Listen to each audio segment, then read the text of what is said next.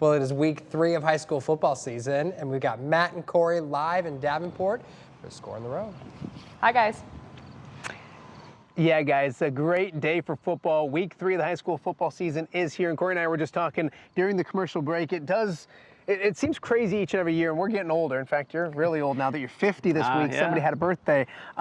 Time flies when you're having fun. A third of the way through the season after this week. It really is, the more you enjoy something, the more you get into it, the quicker things go. Yeah, and as we go along, the games always seem to get bigger and bigger. Week 1, you're like wondering which teams are going to be pretty good. By week 2, you're like, all right, so we got some 2-0 teams. We have got a really good game right here at Jack and Pat Bush Stadium between Assumption, who's 2-0, North Scott, who's 2-0. Both of them picking up some big wins in the first 2 weeks. Assumption beating Solon in week 1 right here. They go on the road last week and beat Davenport North. And then, of course, North Scott opened with 2 home games. We were actually there just last week at Lancer Stadium. The Lancers getting a big win in week 1 over Central DeWitt. And then last week, a Waverly Shell Rock team that they beat last year on the road to get to the Dome. They were coming in trying to knock off North Scott, and then the Lancers played some really good football. Kyler Girardi playing really good. Angelo Jackson here. Some really good talent, some really good people going to be on this field tonight.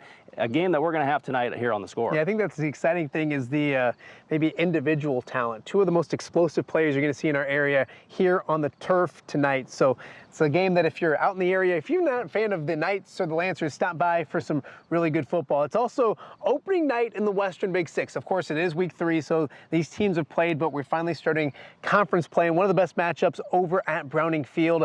Geneseo, senior laden, a ton of experience. They come into Browning Field 2-0 on the season already, feeling pretty good about themselves, hoping that this is their year. And then there's that 2-time conference champion with a long win streak, Moline, waiting for him. The Maroons with a tough one last week, falling at home against a really good Lyle Bennett team. So we'll see if they can bounce back. And of course, Geneseo looking to kind of get into that conversation for one of those teams that can win the Western Big Six. So a lot of good games in the Western Big Six and a lot of great games around the area as well. Yeah, one of those games is in the Three Rivers Conference where you have a 2-0 Morrison team who just went on the road last week and knocked off Princeton, who was ranked #1 in Class 3As. And Morrison's only a 1A school. They were unranked. They go out there, they kick a last-second field goal. A freshman kicker playing his first varsity game ever tells coach, you get me to 30 yards, I can do it. They got to 29, he kicked the game-winning field goal. It was pandemonium celebration. Morrison's had a good week. They're now ranked in Class 1A. We actually have, if you look at the Class A rankings, the number 6, 7, 8, 9, 10 ranked teams in Class 1A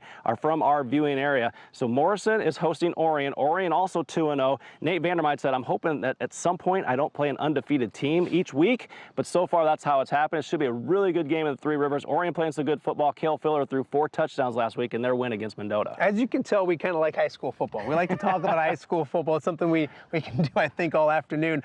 Some good games in the Iowa side as well. Some teams looking to get to 3-0. Wilton off to a great start. Makokata playing well, so we'll get to them tonight as well. So a lot of football on the Score. We love that part of it. That's our passion, but we have some fun as well. Of course, a few years ago, we moved to the patio, started grilling out. Last year, we debuted our guest grillers. It's been a lot of fun. Last week, Julian Vandervelde, former Hawkeye, former Philadelphia Eagle, joined us. This week, we're going to stick with that Hawkeye trend because it is Cyhawk Week around the state of Iowa, and there's no more famous Iowa football player maybe than the one and only Chuck Long. Here's our guest griller coming up tonight.